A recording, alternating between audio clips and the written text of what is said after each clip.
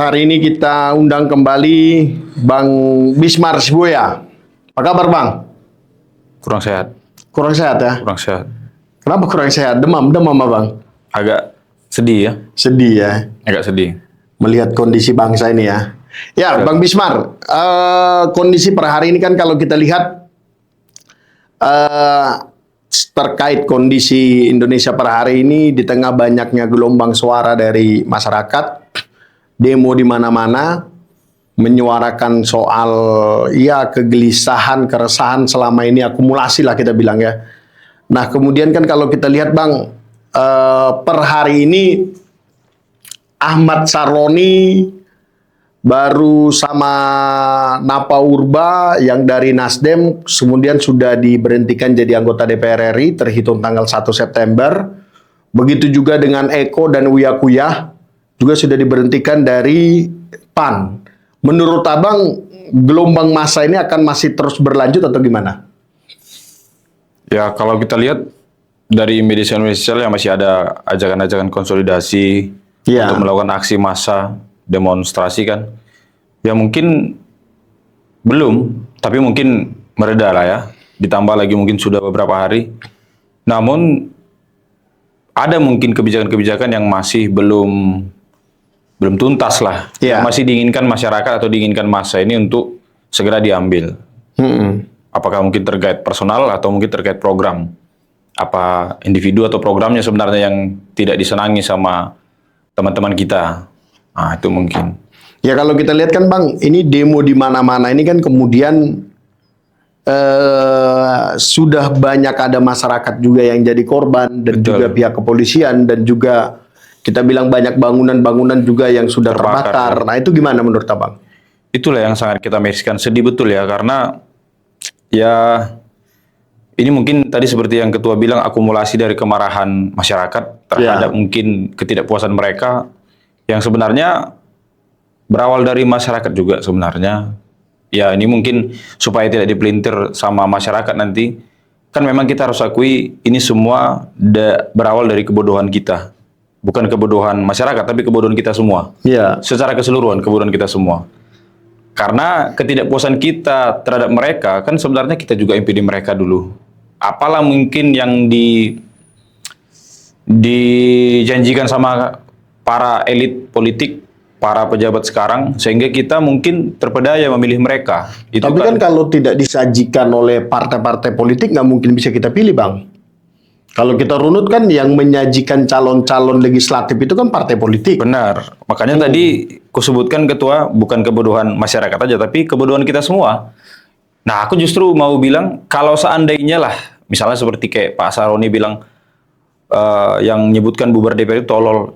Kalaupun misalnya tolol, ya wajar kalau masyarakat, ya kan masyarakat ini kita harus akui ada lapisan-lapisannya. Ada mungkin masyarakat yang belum tersentuh sama pendidikan. Ya kalau mereka tolol kan wajar. Tapi kalau sampailah di jajaran lembaga tinggi negara seperti DPR, sama pejabat-pejabat itu bodoh, kan itu udah kelewat. Nah, partai politik ini yang memang jadi awal pertama, kenapa mencalonkan mereka ya? Apa kira-kira kompetensi atau apa mungkin dasar pemikiran mereka mencalonkan para calon-calon DPR itu kemarin, sehingga kita punya pilihan memilih mereka. Dengan keterbatasan pengetahuan beberapa masyarakat mungkin dipilihlah mereka. Kalau kita runut-runut, apalah dasar pemikiran kita dulu milih Uya Kuya. Uya Kuya untuk jadi anggota parlemen DPR RI. Uya Kuya, Eko Patrio, Napa Urba. Apa dasar pemikiran kita pada saat itu? Kalau bukan memang karena kita gagal memahami itu kan. Maksudnya karena uang gitu ya? Karena popularitas. Terserah lah apa. Mungkin masyarakatnya di dapilnya dibayarin, di dapil Saroni, di dapil Uya Kuya, bisa jadi ya. Bisa Eko, jadi gitu ya. Ya bisa jadi, atau mungkin masyarakat pada saat itu melihat kepopularan mereka. Tapi kan kita harus sadar bahwa mereka nanti kita tugaskan bukan menggunakan popularitas mereka, tapi memang untuk membela kita, mewakili kita di parlemen, kan begitu. Nah, terlepas dari situ lagi, mungkin kejadian-kejadian yang kita lihat seperti teman-teman kita yang korban di lapangan kan, baik yang dipukuli polisi atau mungkin pengaman lain.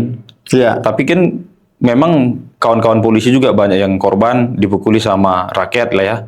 Rakyat itu mungkin gabungan dari beberapa elemen masyarakat. Padahal kita yakin sebenarnya bukan itu yang diinginkan. Kalau misalnya di relaksasi, benarkah kita ingin mukuli polisi itu? Atau mungkin benarkah polisi ingin mukuli rakyat kita ini? Sebenarnya kan nggak mungkin. Tapi mungkin ada suatu kondisi di situ yang memaksa kita untuk saling bertempur. Bahkan tadi pernah kita diskusi sebentar, pasti ada kejadian mungkin yang temannya sendiri mungkin polisinya, atau mungkin ya sepupunya, atau abangnya, atau mungkin orang tuanya ketua. Orang tuanya polisi, masyarakatnya ini mahasiswa, yang kebetulan bertugas di daerah yang sama, ketemu, ya mungkin tidak one by one gitu, tapi saling lempar-lemparan, pulang ke rumah ketemu mereka, satu udah bocor kepalanya, satu mungkin udah kena pentung ininya, lucu kali rasanya, aneh kan? Andainya kita menyadari itu, nah sialnya kita nggak semua nyadari itu, atau mungkin menyadari itu, tapi karena kondisi yang sangat marah, atau mungkin kondisi yang sudah tidak terelakkan, sehingga kita harus bertempur dengan sebenarnya mereka saudara kita sendiri. Bahkan ada saudara kandung kita sendiri. Padahal awal permasalahan bukan dari polisi kan. Tapi kan kalau kita lihat kan Bang,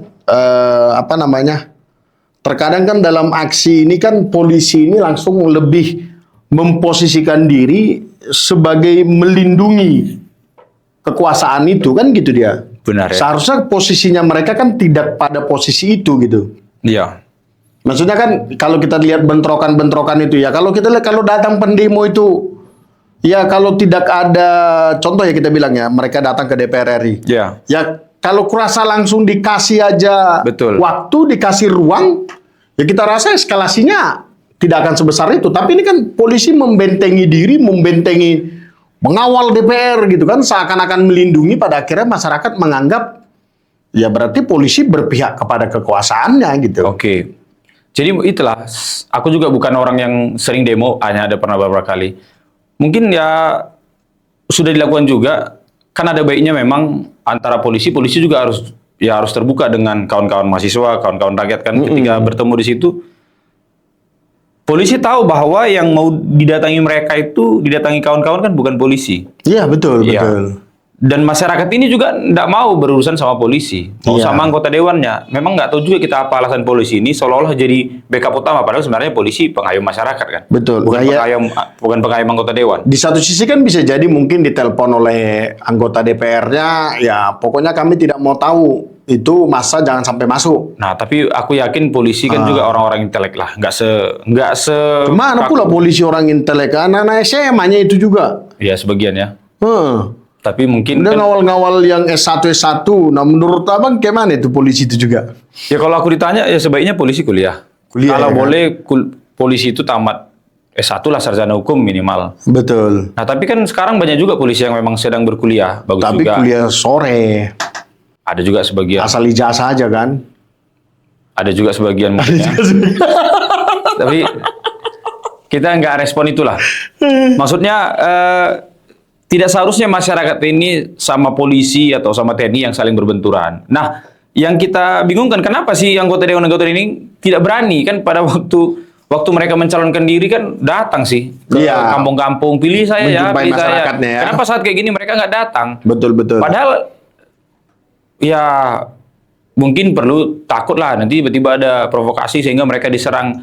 Itu kan karena mereka sudah sangat marah itu. Kawan-kawan itu sangat marah karena tidak pernah direspon dengan baik. Coba kalau misalnya saat ada aksi atau udah pernah ya, mungkin kan lebih bagus kalau misalnya gitu ada surat pemberitahuan demonstrasi atau gitu ada surat pemberitahuan keberatan dari rakyat atau permohonan segala macam. Kenapa nggak diundang aja mereka ke kantor dewan itu kan, duduk bersama, diskusi. Awalnya kan pastinya sepele dia. Mungkin tidak diabaikan kan. Iya. Nah ini kan akumulasi dari kemarahan kawan-kawan karena diabaikan mungkin beberapa protes mereka. Akhirnya ya karena kan apa Bang yakin kalau eskalasinya tidak sebesar ini yang 4 orang itu bisa mundur?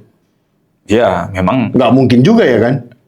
Ya gitulah teorinya di lapangan. Kadang-kadang kan kalau tidak ada efek yang besar mereka akan abai. Begitu ada efek yang besar baru menghasilkan hasil dari protes kawan-kawan. Tapi kan pasti kita semua sepakat tidak ada yang pingin kebakaran ini terjadi, pembunuhan ini terjadi, bukan pembunuhan ya, terbunuh lah ya.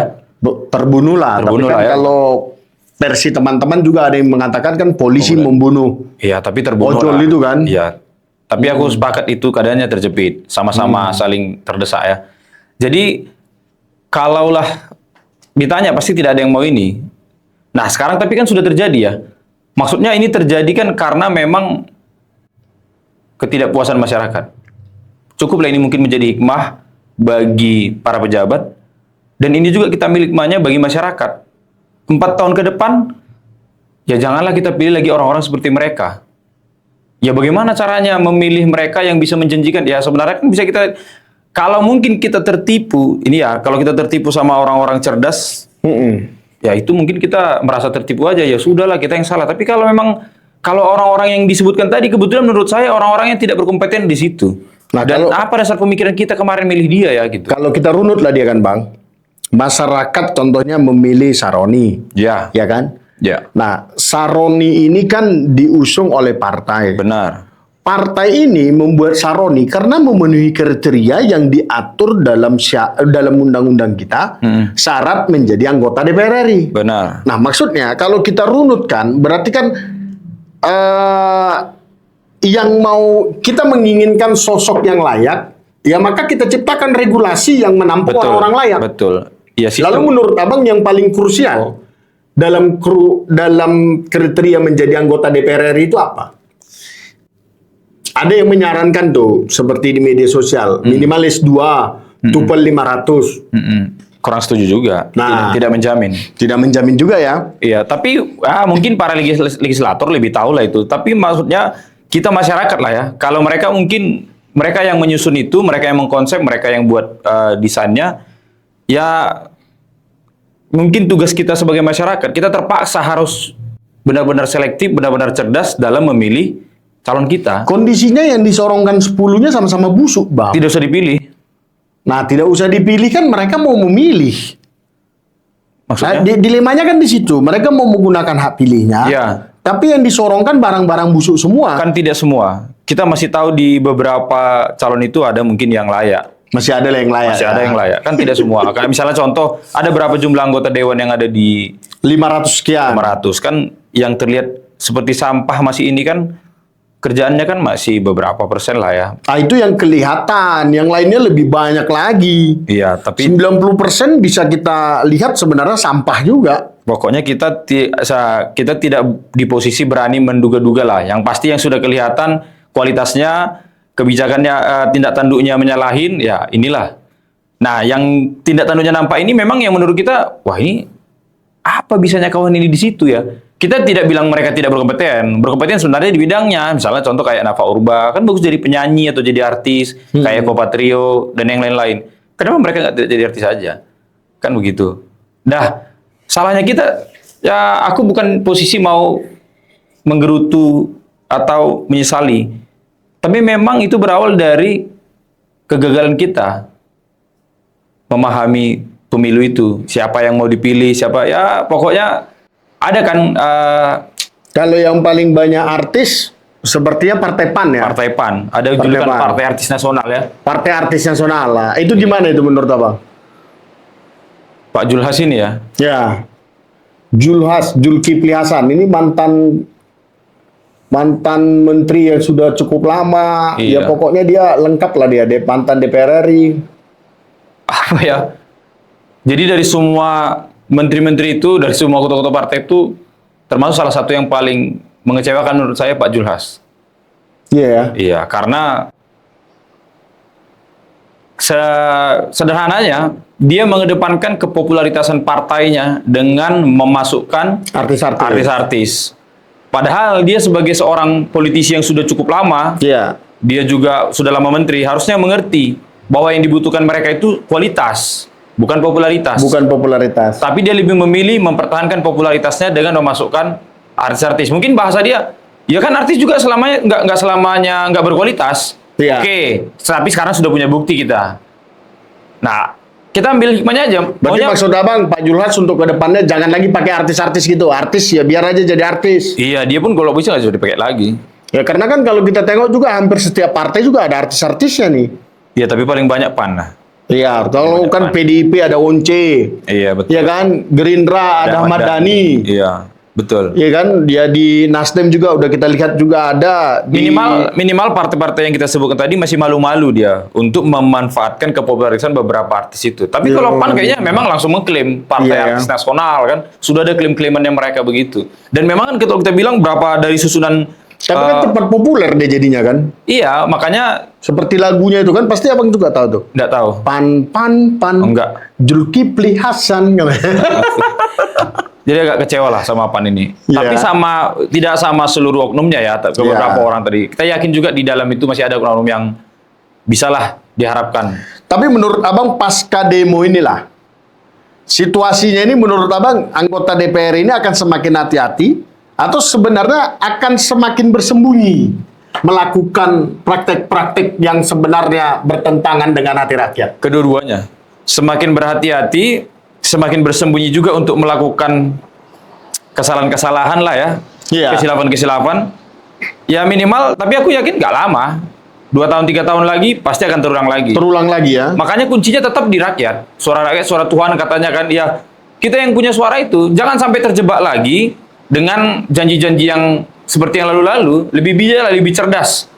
Kalau tadi kita bilang ya sebenarnya ini berawal dari kebodohan kita semua. Iya. Kebodohan kita semua secara keseluruhan. Kegagalan masyarakat memilih calon, kegagalan partai menyediakan calon, kegagalan sistem kita, sistem penjaringannya untuk membuat lebih rapi supaya lebih terjaring orang-orang yang betul-betul berkompeten, kemampuan kebodohan KPU juga dalam menyeleksi ini, semualah.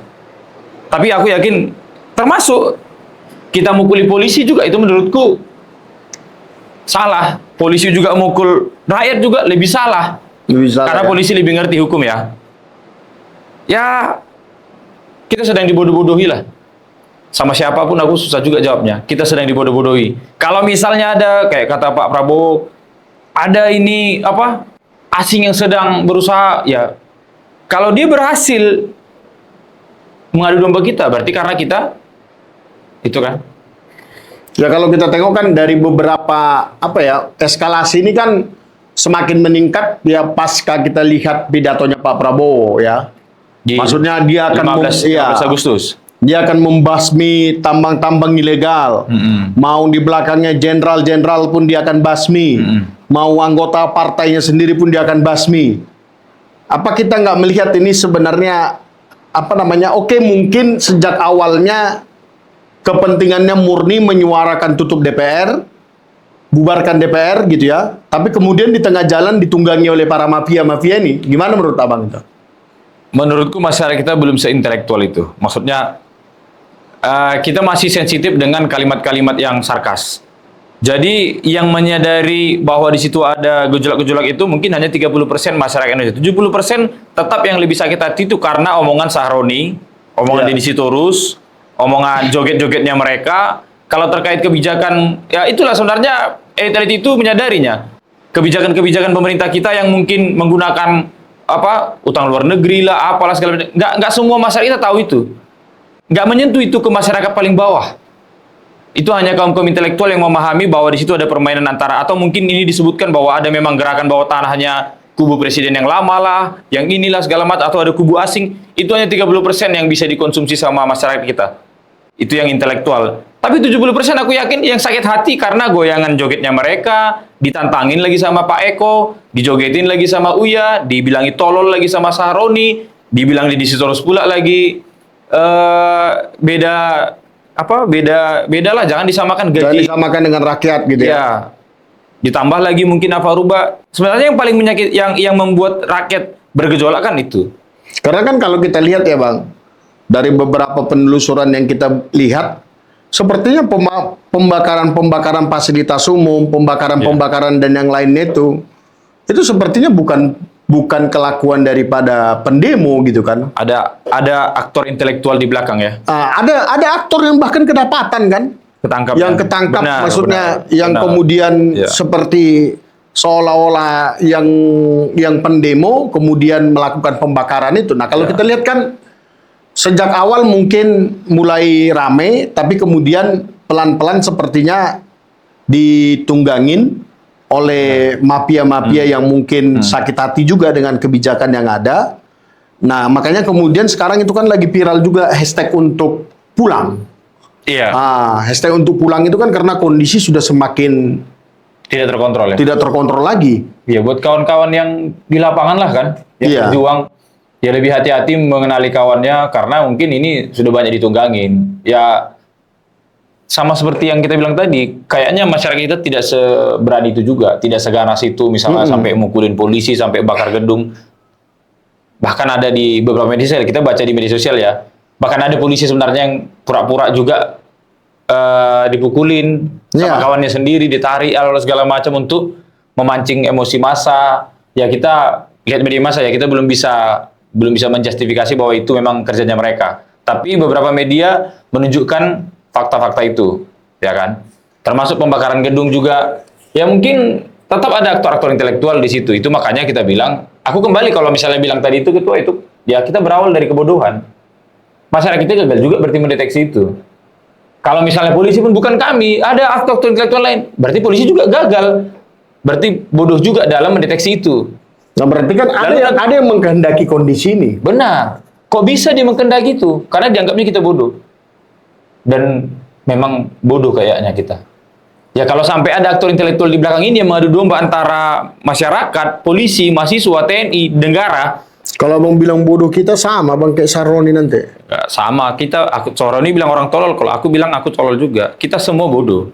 Dengan kondisinya, terberdaya dengan kondisinya. Iya, maksudnya kalau akhirnya kita sampai bunuh-bunuhan dengan polisi, pukul-pukulan dengan polisi juga pukul-pukulan sama masyarakat, negaranya juga merasa ada yang mengadu domba. Lah, kita diadu domba berarti kita bodoh. Kalau memang tidak, harusnya kita tidak bisa diadu domba. Tapi menurut abang lah, dengan situasi ini tingkat kepercayaan publik terhadap Prabowo cenderung akan meningkat atau turun? Jelas menurun. Dan memang mungkin ada yang mengharapkan ini menurun ya. Maksudnya Ada Gibran gitu? Nggak tahu lah. Pokoknya ada mungkin yang mengharapkan. Ya, yang sangat ya bisa kita lihat potensi yang untung terhadap situasi ini ya Gibran Raka Buming Raka lah. Tapi kan logikanya nggak bisa seperti itu kan. Premisnya nggak bisa kayak gitu. Kalau turun Prabowo mah dilengsarkan kan Gibran yang naik jadi presiden. Iya, belum tentu juga disetujui sama DPR. Mana tahu langsung digulingkan juga.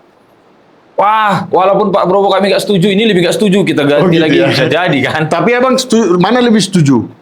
Prabowo atau Gibran? Wah, yang nggak imbang. Nggak imbang. Nggak ya, imbang. ya. Nggak mau, nggak apa-apa, mau disorot sama semua orang pun ya. Kalau Prabowo sama Gibran, saya tidak memilih Prabowo. Saya jujur, saya milih Anies. Kenapa Anies? Karena menurut saya Anies pintar. Anies dosen, saya profesinya dosen. Jadi bukan karena Anies. Ada kan, ya negara kita ini kan masih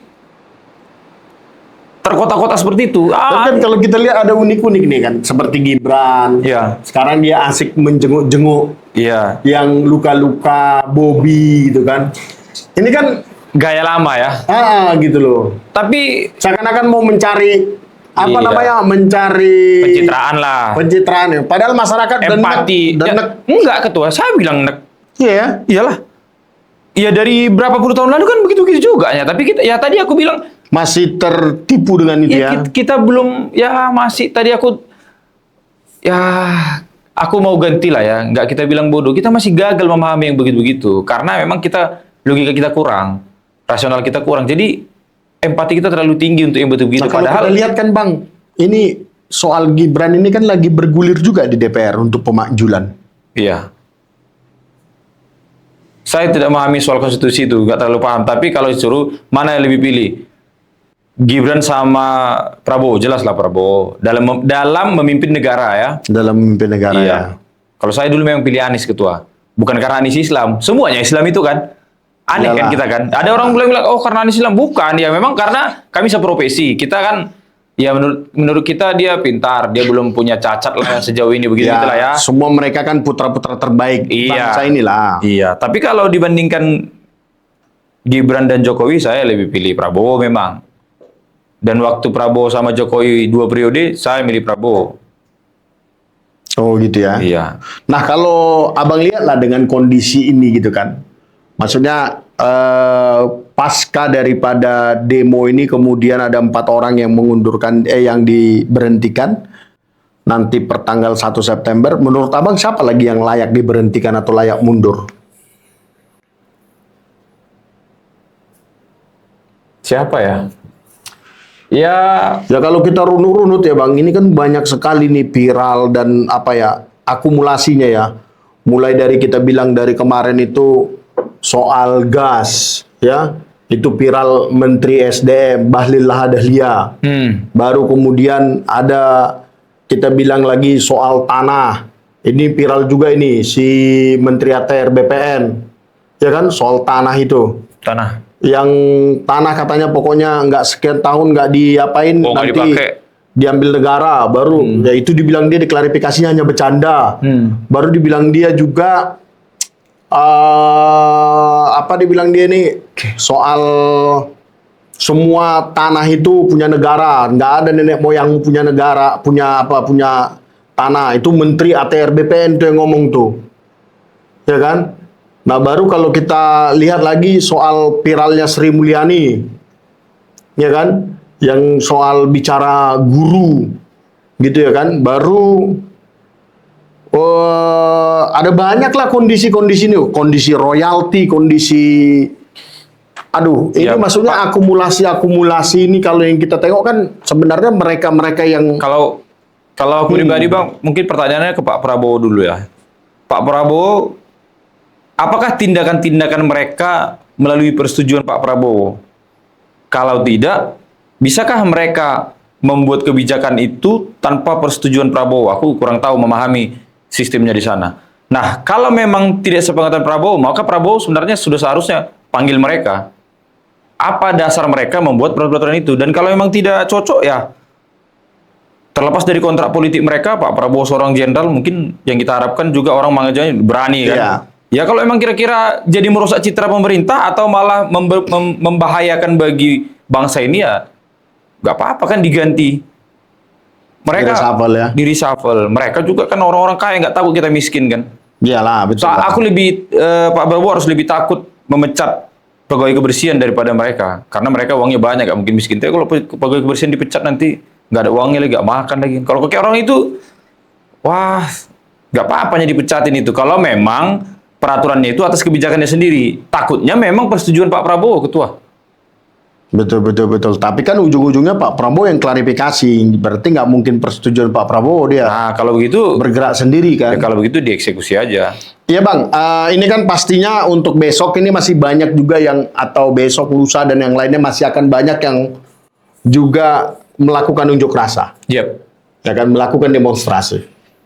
Apa yang ingin Abang sampaikan sama mereka, sama teman-teman kita nih? Buat kawan-kawan mungkin saya yakin 80% kawan-kawan yang bergerak memang bergerak dari hati nurani. Tapi percayalah bahwa dari 100% yang bergerak itu ada 20% tadi yang seperti kita sebutkan tadi, ada mungkin aktor-aktor intelektual yang memang sengaja mengadu domba atau memang memanfaatkan keadaan untuk mengadu domba kita, maka harus lebih hati-hati. Ya jalan hidup masih panjang, jangan pula konyol misalnya gitu. Kalau sampailah taruhannya berdemo itu harus saling bunuh-bunuh atau saling pukul-pukul atau harus ada yang meninggal, kita sepakati mungkin itu tidak jadi harapan kita. Dan mari menggunakan pemikiran kita yang cerdas, yang rasional. Kalau tadi ada misalnya kalimat saya bilang karena ada kebodohan kita, artinya bodoh bukan secara keseluruhan, tapi bodoh dalam memahami situasi ini, ya nanti kita jadi korban berikutnya. Karena kita yakin teman-teman, mungkin kalau misalnya kayak kita di Siantar, kadang-kadang polisi itu ada kawan kita main futsal, kawan nongkrong, masa kita di situ harus pukul-pukulan? Kenapa tidak berdiskusi aja? Kenapa bukan anggota dewannya aja yang dipaksa? Atau mungkin kita bisa berkompromi sama polisi. Ayo Pak Polisi, daripada kita pukul-pukulan, gimana kalau mereka yang kita paksa duduk di sini berdiskusi dengan kita? Itu mungkin harapan kita ya. Ini juga kepada Pak Polisi, mungkin bolehlah Pak Polisi bahwa masyarakat itu, Bapak ditugaskan di situ bukan untuk berkelahi dengan kami, tapi justru harus saling mengayomi. Jadi ketika nanti kawan-kawan hadir ke Polres mungkin atau ke DPR, ya bukan untuk berkelahi dengan Pak Polisi. Kami ingin berdiskusi dengan anggota dewan, jadi kasih atau jembatani kami untuk menyampaikan aspirasi kami kepada para politisi itu, dan sama-sama kita panggil mereka. Daripada kita yang bentrok, lebih bagus kita yang bentrok sama para wakil kita kan.